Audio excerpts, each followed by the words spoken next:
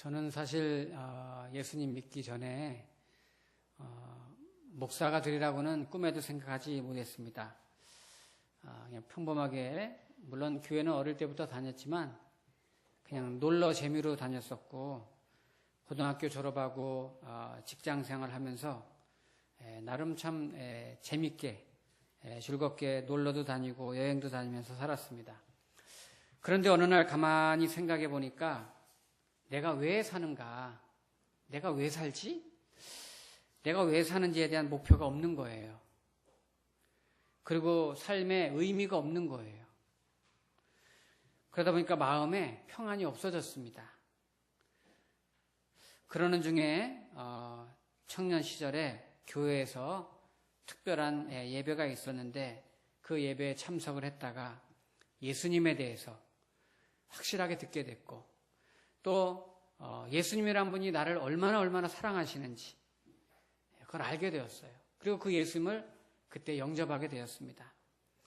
그때 제 마음이 얼마나 기뻤는지, 너무너무 행복했고 너무너무 평안했어요. 세상에 이런 기쁨이 있구나. 그때부터는 열심히 신앙생활을 했습니다. 교회를 빠지지 않았어요. 주일 예배뿐만 아니라 저녁 예배도 다니고 수요일도 다니고, 저희 형님과 새벽기도 다니면서 너무너무 신앙생활에 즐겁고 하나님 말씀 듣는 게 너무너무 기뻤어요. 그래가지고 너무 좋아서 신학교를 다녀서 공부하게 되었고, 이렇게 목사가 되었습니다. 저는 가끔 생각합니다. 그럴 일은 없지만 내가 다시 태어난다고 해도 나는 목사가 돼야 되겠다. 정말 목사로 살 거예요. 왜냐하면 후회가 없습니다. 정말 너무너무 기뻐서 신앙생활하는 기쁨, 예수 믿는다는 이 기쁨, 이 기쁨을 저와 여러분들 오늘 나오신 모든 분들이 함께 할 수 있기를 축복합니다. 우리가 보통 세상을 살아갈 때 운명이라는 말을 쓰죠. 운명. 그것도 운명이야. 또 운수가 나쁠 때에도 주로 쓰는 말들이 있어요. 주로 이제 어른들이 쓰는 말이 다 팔자소간이야. 이런 말 많이 하잖아요. 팔자소간이야. 왜 팔자가 고치기 어려울까? 왜 팔자 고치기 어려울까요? 팔자는 거꾸로 해도 팔자, 눕혀도 팔자, 돌려도 팔자, 붙여도 팔자. 팔자는 어쨌든 업어도 팔자, 팔자예요. 그래서 팔자가 고치기 어렵다고 합니다. 그런데 우리 하나님 믿는 사람들은 팔자는 숫자에 불과하다, 이런 생각을 가지고 이제부터 팔자 소간이 아니라 팔자 주관하는 삶을 살 수 있기를 축복합니다. 한 사회학자가 오늘날 우리 한국의 이 현대 문화에 대해서 세 가지로 정리를 했습니다. 첫째, 우리나라 현대 문화의 특징은 콘크리트 문화라 그랬습니다. 저와 여러분들이 살고 있는 집이며 아파트며 전부 콘크리트로 되어 있어요. 그리고 직장이나 일터에 가도 전부 다 거의 콘크리트로 되어 있습니다. 우리 어릴 땐 그런 콘크리트가 별로 없었어요. 근데 이렇게 콘크리트의 문화 속에 살다 보니까 사람들의 특징이 변했다는 거예요. 마음이 딱딱해지고 굳어지고 남을 배려할 줄도 모르고 차가워지고 있고, 어쩌다 말을 한마디 해도 남에게 상처 주는 말 하기가 쉽고, 사람이 그렇게 변해가고 있다는 거예요. 두 번째 특징은 스피드 시대라고 했어요. 스피드 시대. 모든 것이 빨리빨리 해야 되고 경쟁 사회이기 때문에 경쟁 속에 살고 있는 거예요. 남보다 빨리빨리 해야지 성공할 수가 있어요. 무엇이든지 남보다 빨라야 돼. 그래서 산업화 시대 이후로 한국 사회가 빨리빨리 경쟁적인 시대, 급한 시대가 그렇게 됐단 말이에요. 한국의 지성으로 불리는 이어령 박사님이 쓴 책에 보면 과거의 한국의 문화는 가마솥 문화였다. 가마솥 아시죠? 음식이나 밥을 해도 시간이 오래 걸려서 기다렸단 말이에요. 기다릴 줄 아는 마음이 우리에게 있었어요. 그런데 지금의 한국 문화는 라면 문화다 그랬어요. 몇 분이면 금방 끓이잖아요. 그것도 급해가지고 컵라면 나오고 3분 라면 나오고 1분 라면 나오고, 급하니까 막 열라면이 나와가지고 사람들이 너무 급해지는 거야. 뭐든지 막 빨리빨리 해야 되고 막 급해야 되고 경쟁 시대가 됐단 말이에요. 또 한 가지는, 세 번째 문화는 스트레스 문화라고 했습니다. 콘크리트처럼 어둡고 딱딱하고 차가운 굳어진 사람들의 마음이 그렇게 되어가고, 또 무엇인지 빠르게 경쟁적으로 급하게 달리면서 살다 보니까 스트레스를 많이 받는다는 거예요, 사람들이. 물론 스트레스 중에는 좋은 스트레스도 있어요. 스트레스가 약간씩 있어서 적절한 스트레스는 내가 창의적인 아이디어도 주고 도전도 주고 더 내가 열심히 하려고 하는 자극도 받는 거예요. 이건 이제 유스트레스라고 하잖아요. 그러나 대부분 스트레스는 우리를 힘들게 합니다. 막 지치게 만들어요. 그러니까 디스트레스라고 하죠. 마음을 불안하게 하고 공포를 가져다 주고 내 속에 낙심과 절망을 주고 늘 두려운 마음으로 그렇게 걱정과 염려 속에 살아가게 만들어요. 그런데 이 스트레스가 문제는 마음만 그렇게 상하게 하는 게 아니라 우리의 몸도 상하게 하는 거예요. 뭐 위궤양이니 뭐 불면증, 우울증, 당뇨, 고혈압 대부분의 병들이 그 원인이 스트레스에서 온다. 우리가 다 알려진 사실이잖아요. 많은 현대인들이 스트레스 때문에 힘들어하고 병원을 찾고 지쳐가고 있어요. 아마도 이 시간에 이 자리에 계신 분들 중에도 그런 분들이 있을 거예요. 그러나 우리가 오늘 참 잘 오신 것은 우리를 힘들게 하는 그 스트레스의 그 원인이 뭔지 우리가 알 수 없지만 그 무거운 짐들에 대해서 과연 어떻게 하면 내가 해결할 수 있는지, 특히 우리가 신앙생활 하는 중에도 하나님 안에서, 예수님 안에서 그 사랑 속에 사는 사람들이 얼마나 이런 스트레스 속에서 내가 오히려 평강을 누리고 기쁨과 소망을 찾아가는지, 그리고 기존에 우리 교회 다니는 모든 분들도 오늘 기독교의 가장 기본이 되는 기초적인 교리를 통해서 내가 정말 예수를 왜 믿어야 되는지, 또 믿는다면 정말 내가 그런 확신이 있는지에 대해서 다시 한번 우리가 확인하고 회복하는 소중한 시간이 되기를 축복합니다. 우리가 오늘 요한복음 3장을 읽었는데요. 4장에 보면은 한 여인이 나와요. 이 사마리아 지역 출신인 이 사마리아 여인이라고 부르는데, 이 여인이 예수를 만난 이야기가 있습니다. 이 사마리아 여인은 남편으로부터 아무 사랑을 받지 못한 그런 불행한 여인입니다. 남편이 예전에 5명이 있었는데 다 바뀌었어요. 지금 있는 남편도 좋은 남편이 아니에요. 그러니까 거기에 따르는 외로움과 상처가 얼마나 크겠어요. 더군다나 더 큰 불행은 그 남편으로부터 사랑받지 못하는 것뿐이 아니라 주변에 모든 동네 사람들로부터도 외면을 당하고 천대로 무시를 받는 그런 여인이에요. 왜냐하면 그 당시에 사마리아 출신이라고 하는 사람은 그 과거의 역사에 이 외부의 침략으로 말미암아서 이방 민족이 점령을 한때 했었을 때 그 이방 민족에서 혼혈 정책을 썼단 말이에요.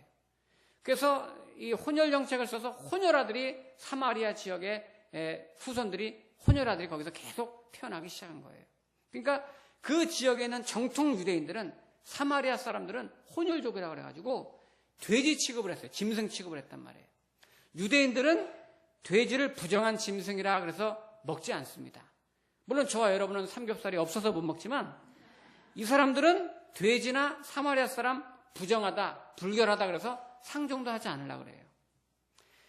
그런 삶을 살아가는 이 여인이 이제 물이 필요하고 목이 마를 때는 그런 사람들을 피해서 다녀야 되니까, 그 중동 지역에 낮에 얼마나 더워요.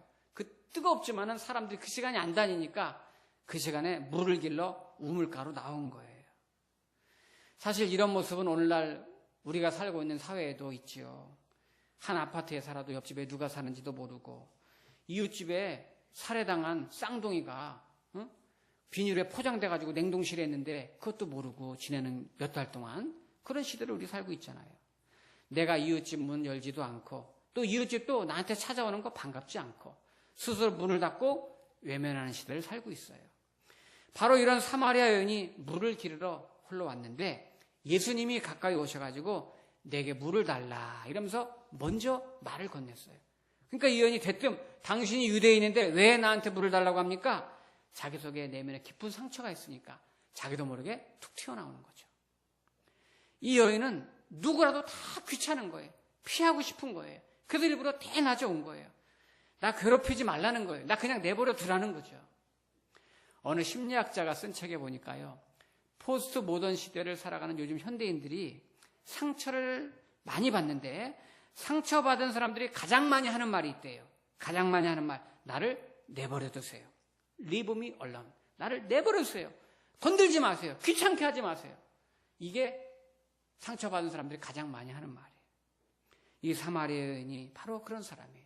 남편에게 버림받고 계속 5번, 6번 바뀌고 사람들에게 짐승 취급을 받고 비참하고 기구한 여인, 남의 눈을 펴서 대낮에 물길러 오니 얼마나 마음에 상처가 크겠어요. 나 건드리지 마라, 내버려둬라, 귀찮다는 거예요. 이런 분들의 특징이 있죠. 불안해합니다. 우울해합니다.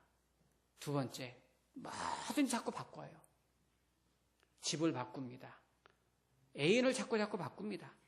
또 종교를 바꿉니다. 직장도 자꾸 바꿉니다. 학교도 바꿉니다. 자기 교회도 심지어 자꾸 바꿉니다. 불안하기 때문에, 안정이 안 되기 때문에. 그리고 결국 삶의 만족을 느끼지 못해가지고 마지막엔 자살 충동을 느끼게 되는 거죠. 우리나라 지난해 보고에 의하면 13,800명이 스스로 목숨을 끊었어요. 하루에 38명, 1시간에 1명 이상이 목숨을 끊고 있는 거예요. 지금 이 시간에도 누가 그러고 있는 거죠. 오늘 사마리아 여인이 바로 그런 상황이에요. 이미 이런 사실에 대해서 우리를 창조하셨기 때문에 우리 주님이 다 아시고 이 여인을 찾아오신 거예요. 그리고 이 여인에게 아주 귀한 선물을 하나 주게 됩니다. 어떤 선물이냐면 예수님이 이 여인에게 이렇게 말하죠. 예수께서 이르시되 이 물을 마시는 자는 다시 목마르려니와 내가 주는 물을 마시는 자는 영원히 목마르지 아니하리니 내가 주는 물은 그 속에서 영생하도록 솟아나는 샘물이 되리라. 이렇게 말해요. 그러니까 누구든지 예수님을 믿으면, 예수님을 영접하면 영원히 목마르지 않는 샘물을 마시는 것처럼 영원한 생명을 얻고 영원한 평안을 누리게 될 거라는 하나님의 약속이에요. 그런데 이 여인이 그 예수님과 대화 중에 그 말씀을 듣고서 하나님이 마음을 움직이셨나 봐요. 마음에 그 말씀을 깨닫고 감동을 얻고 마음을 열고 예수님을 영접하게 됩니다. 복 있는 여인이죠. 예수님을 영접하면서 완전히 새 사람으로 변해요. 마음에 회복이 되고 치유가 되고 평안이 임하기 시작해요. 그러니까 예전에는 남을 피해서 다녔는데 이제는 동네 한가운데로 뛰어들어가서 내가 예수님을 만났다고, 내가 예수님을 만났다고 그렇게 전하는 여인이 된 거예요. 예수님이 도대체 어떤 분이길래, 예수님을 믿으면 도대체 어떤 일이 생기길래 사람이 이렇게 변할 수가 있을까? 이렇게 치유가 되고 회복이 되고 평안할 수가 있을까? 자, 오늘 말씀을 다시 한번 읽어볼까요? 요한복음 3장 16절 시작. 하나님이 세상을 이처럼 사랑하여 독생자를 주셨으니 이는 그를 믿는 자마다 멸망하지 않고 영생을 얻게 하려 하심이라. 아멘. 이 말은 하나님이 우리를 사랑하셔서 독생자 외아들 예수님을 보내주셨는데 누구든지 그 예수를 믿으면 영생을, 천국을, 구원을, 평안을 얻는다는 거예요. 이 기독교 교리를 요약해서 내가 예수를 믿는다면, 예수를 믿고 신앙생활을 한다면 하나님은 두 가지를 틀림없이 약속해 주겠다는 거예요. 첫째, 천국에 대한 확실한 약속, 즉 영원한 생명을 우리에게 주겠다는 거. 두 번째, 그 하나님이 나랑 함께 있겠다는 거예요. 함께 있겠다는 거는 계속 평안을 주시겠다는 거예요. 자, 두 가지인데요. 첫 번째, 천국에 대한 약속은 뭘까? 사람은 육체와 영혼으로 구성되어 있습니다. 육체만 있는 사람은 없죠. 저 꽃이나 나무는 육체만 있겠지만 숨 쉬는 생명 있는 우리 사람은 육체와 영혼으로 구성이 되어 있어요. 근데 이 육신은 죽으면 80년, 90년 살다가 흙으로 돌아가는 거고, 이 영혼은 바로 죽지 않고 영원히 천국으로 가는 거예요. 그런데 우리 인생의 끝은 둘 중에 하나죠. 이 영혼은 천국으로 가느냐, 지옥으로 가느냐. 저와 여러분은 지금 천국으로 가고 계신 줄로 믿습니다. 자, 죽음이 뭘까요? 죽음. 우리나라는 이 법적으로 심장사만 인정합니다. 뇌사는 인정하지 않죠. 뇌가 죽었어도 심장이 뛰고 있으면 그 죽었다고 이 판정되지 않아요. 살아있는 거예요, 법적으로는. 성경에서는 그럼 죽음을 어떻게 묘사할까요? 자, 사람은 영혼과 육체로 구성이 되어 있어요. 영혼과 육체가 이렇게 붙어 있으면 살아있는 거예요. 그리고 이 둘이 떨어져 있으면 분리되면 죽은 거예요. 지금 저와 여러분은 영혼이 붙어 있기 때문에 우리는 살아있는 거예요. 지금 이렇게. 그죠? 언젠가 우리가 죽는 날, 이 영혼과 육체가 분리될 때가 있어요. 그것을 죽었다고 하는 거예요. 우리 장례식 가끔 보잖아요. 영혼이 떠나는 거예요. 육체랑. 죽었구나. 그러면 그 영혼은 어떻게 되는 거냐는 거죠. 그 영혼은. 성경에서는 그 영혼은 또 한 번의 죽음이 있다고 말합니다. 이거를 이제 둘째 사망이라고 그래요. 우리 육체는 그렇게 죽어서 흙으로 돌아가지만 우리의 영혼은 죽음이 또 한 번 있는 거예요. 그 또 한 번 죽음은 원래는 우리가 죄 가운데 태어나서 죄를 졌기 때문에 그 또 한 번의 죽음은 영원히 지옥으로 갈 수밖에 없는 거예요. 그런데 하나님께서 원래 우리를 창조하실 때 하나님의 형상으로 아름답게 지으셨는데, 그래서 천국으로 함께 지내려고 하셨는데 우리 인간이 죄를 져서 영원히 그 영혼이 영원한 지옥으로 가게 되는 것을 안타깝게 여기신 거예요. 그래서 하나님께서 우리가 성경에는요 글씨가 얼마나 많아요. 이 글씨가 깨알 같은 글씨가 이렇게 많아요. 어떤 분이 그래요. 우리 인간이 태어나면서부터 사는 동안에 천국에 가면 우리가 지은 죄가 이 성경책에 기록된 것보다 더 많을 거라는 거예요. 생각으로 지은 죄, 말로 지은 죄 얼마나 많아요. 행동으로 지은 죄, 선인 줄 알면서 행하지 않는 것, 그런 죄들 얼마나 많아요. 이 시간에도 설교 빨리 끝나라, 이거 죄 짓는 거거든요. 네. 사람이 죄가 얼마나 많은지 몰라요. 하루에도 운전하고 가면서도 죄도 많이 있죠. 걸어가면서 죄 많이 짓고. 우리 죄가 그렇게 많아요. 그런데 하나님께서 이게 나라고 생각해 보세요. 내가 그렇게 이런 죄가 많은 거예요. 이 죄의 짐을 지고 인생을 살다가 죄의 짐을 진 사람은 지옥으로 갈 수밖에 없는 거예요. 그런데 우리를 사랑하신 하나님께서 우리의 죄를 대신하기 위해서 예수님을 보내주시고 예수님에게 내 죄를 대신 전가시킨 거예요. 이 죄를 진 사람은 십자가에 못 박혀 죽어야 되는 거예요. 내 이름으로 내 죄 때문에 예수님이 십자가에 죽으시면서 죄의 문제를 해결하시고 부활하셨어요. 나는 예수님 때문에 내 죄가 없어졌기 때문에 그 예수님을 믿기만 하면 그 순간 우리는 하나님의 자녀가 되고 구원받고 영원한 생명을 얻는 줄 믿습니다. 가끔 그런데 그런 말 하는 사람 있죠. 죽으면 끝이지 뭐. 그 다음 어딨어. 죽으면 끝이지. 인생 한 번뿐인데. 인생은 한 번뿐인 것 같지만 원래 전체 3기로 되어 있어요. 인생 1기가 뭘까요? 1기는 엄마 뱃속입니다. 생명의 씨앗이 자라는 거예요. 그게 인생의 1기입니다. 우리가 기억은 안 나죠? 엄마 뱃속에 있었던 거. 그죠? 기억은 안 나지만 분명히 뱃속에 있었던 건 확실합니다. 우리는 뱃속에서 몇 달 동안 지냈단 말이에요. 그러다가 1기의 인생이 끝나는 시간이 다가올 때 엄마는 우리를 내보내려고 그러고 우리는 안 나가려고 그러는 거예요. 서로 막 안 나가려고. 왜냐하면 나가면 끝인 줄 알고.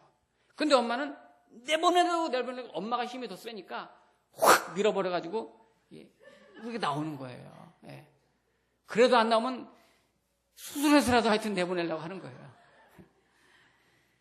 기억은 분명히 안 나지만 엄마 뱃속에 우리는 다인 줄만 알고 안 나오려고 했는데 엄마의 힘에 못 이겨서 나왔어요. 나오면 내 인생 끝이구나. 죽었구나 하고 막 울었는데 나오고 보니까 엄마 뱃속하고는 비교할 수 없는 엄청난 광명한 세상이 이 땅에 있는 거예요. 엄마 이 뱃속 사이즈하고 이 답답함이랑은 비교가 안 되는 넓은 세상이 이 세상에 존재하고 있는 것. 이게 인생 2기입니다. 지상에서의 생애죠. 우리가 지금 인생 2기를 다 같이 살고 있는 거예요. 그런데 틀림없이 우리 인생 2기를 살아가는 사람이 나중에 인생 3기로 갈 때도 분명히 인생 1기 때처럼 안 가려고 한단 말이에요. 안 가겠다고. 안 죽으려고. 죽기 싫다고. 그래도 할 수 없이 기운 빠지고 이빨 빠지고 힘 빠지고 어쩔 수 없이 세상을 떠나서 가게 되는 거예요. 그럼 우리는 분명히 끝인 줄 알고 이제 인생 끝났구나 했는데 웬걸 인생 3기가 시작이 되는 거예요. 이 세상에서는 상상도 하지 못했던 정말 더 놀라운 세상이 실제로 우리 앞에 펼쳐지게 되는 거예요. 죽음은 다 끝인 줄 알았는데 막상 죽음을 통과해서 눈을 떠보니까 천국과 지옥이라는 것이 펼쳐져 있는 거예요. 이 세상에 살 때는 이 세상이 전부인 줄 알았어요. 그래서 이 세상에 만족하면서 세속에 열심히 따라 살았어요. 그러나 실제 죽고 보니 천국과 지옥이 실제 존재하고 있다는 거예요. 이게 인생 3기란 말이에요.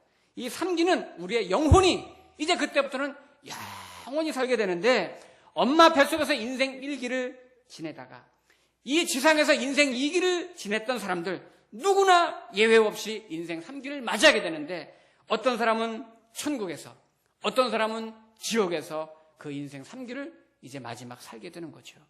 내가 예수를 믿고 죄의 문제를 해결하고 용서받은 사람은 저 천국에서 인생 3기를 맞이하게 될 것이고, 예수를 믿지 않고 죄 가운데 사는 사람은 그 죄로 말미암아 지옥에서 인생 3기를 영원히 살게 되는 거예요. 죽음은 끝이 아닙니다. 이 말은 엄마 뱃속에서 나오면 끝이다 하는 말랑 똑같은 거예요. 죽음은 인생의 끝이 아닌 거예요. 오늘 이 자리에 있는 우리 큰 기쁨 새샘교회, 이 자리에 함께 예배드리는 우리 모든 성도님들, 인생 3기에서 꼭 우리 같이 만나시기를 축복합니다. 자, 하나님이 또 한 가지 약속을 해줬죠. 예수를 믿고 신앙생활하는 사람들에게 첫째는 아까 구원, 천국에 대한 약속, 두 번째는 하나님 우리랑 함께 하시겠다는 약속이에요. 평안을 주겠다는 거예요. 하나님, 여러분, 천지 만물을 지으신 그 하나님이 여기 피아노는 저절로 뿅 하고 생겨난 게 아닙니다. 누군가 만든 분이 있기 때문에 피아노가 있는 거예요. 저와 여러분이 사는 집도 누가 지은 사람이 있기 때문에 집이 있는 거예요. 그렇다면 이 태양계, 우주, 지구, 해와 달과 꽃과 별들 누군가 지었기 때문에 있는 거예요. 저절로 생겨난 거 아니에요. 중요한 것은 여러분, 새싹이나 꽃이 필 때 보세요. 사람이 꽃 한 송이 만들어내지 못합니다. 아무리 앞으로 1000년, 2000년이 지나서 과학이 발달해도 꽃 한 송이 절대 만들어내지 못하고 피 한 방울 사람이 만들어낼 수 없습니다. 이거는 하나님이 계시다는 증거입니다. 그 천지 만물을 지으신 하나님이 우리와 함께 하시겠다는 거예요. 평안을 주겠다는 거예요. 마치 어린애기에게 장난감 많이 줘도, 옷을 많이 갖다 줘도, 먹을 거를 많이 갖다 줘도 엄마가 없으면 의미가 없는 것처럼, 그러나 다른 거 부족해도 엄마가 있으면 거기가 평안한 것처럼 하나님 아버지가 우리와 함께 하시겠다는 거예요. 저도 목사가 돼서 가장 큰 축복이 있다면 이 평안을 누리고 사는 거죠. 우리 중에 가끔씩 우울하고 또는 불안하고 두렵고 염려나 막 분노가 나기도 하고 이럴 때 여러분, 예수님을 믿고 예수님께 기도해 보세요. 하나님께 나와 보세요. 내가 불안한 거 또 걱정스러운 거 다 평안해지는 것을 경험하게 될 거예요. 얼마 전에 서점에 갔는데 김민식의 위대한 도전이라는 책이 있더라고요. 저는 야구 어떤 한 팀의 팬은 아니지만 이제 관심은 있는데요. 김민식이라는 분이 한화 감독이었더라고요. 이분이 야구 감독 이제 얼마 전에 은퇴하셨지만, 은퇴하기 전에 예수님 원래 안 믿는 분이셨는데 은퇴하기 전에 이제 교회를 다니게 됐어요. 근데 교회를 다닌 지 6개월 만에 뇌경색이 온 거예요.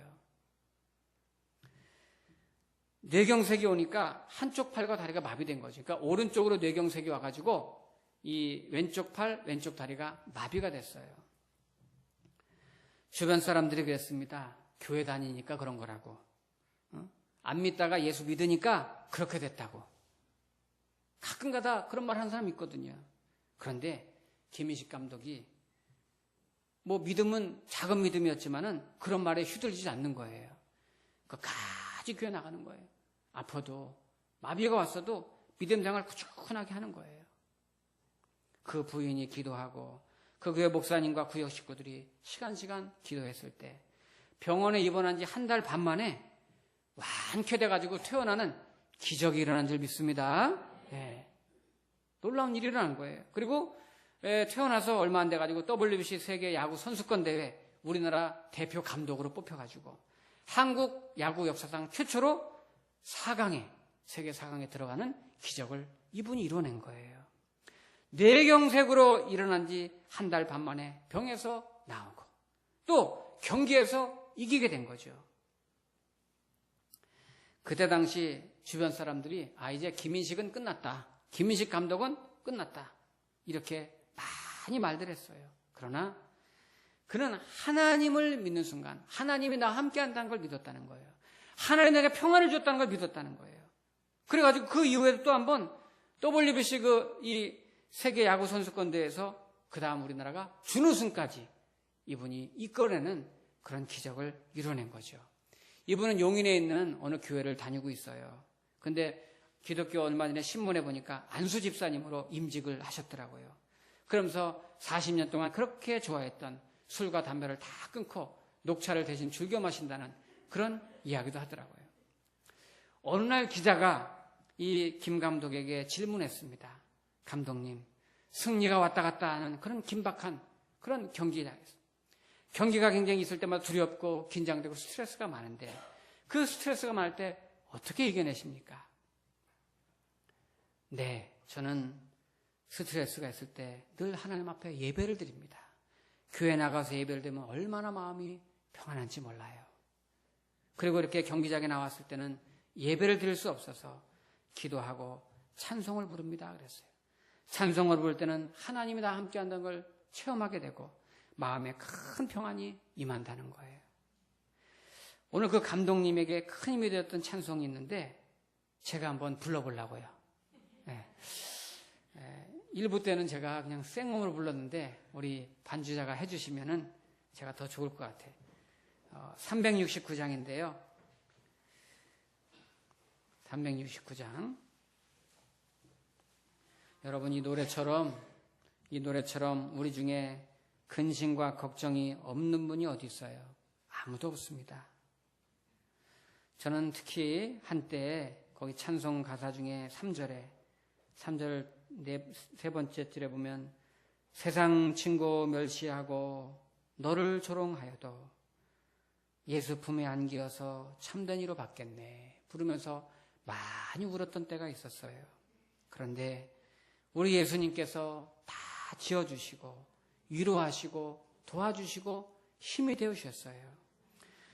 오늘 말씀드린 그 사마리아 여인이 예수님을 만난 것은 우연이 아닙니다. 물론 저와 여러분의 만남도 우연이 아닙니다. 우리 마음을 아시는 예수님께서 우리를 만나주셨고 또 만나기를 원하시고 계세요. 우리가 신앙생활하는 거 예수 믿는 거 어렵지 않습니다. 목마른 사람은 물 있는 곳에 가면 해갈되듯이 우리가 비행기 타려면 공항 가면 탈 수도 있듯이 우리가 죄 용서받고 평안함을 누리고 천국과 모든 문제를 해결하려면 예수님께 나오면 되고 교회 생활하면 되는 것입니다. 오늘 이 시간에 나온 우리 모든 성도님들이 그 예수님을 다시 한번 만나고 영생과 평안을 누릴 수 있기를 축복합니다. 우리 기도하겠습니다.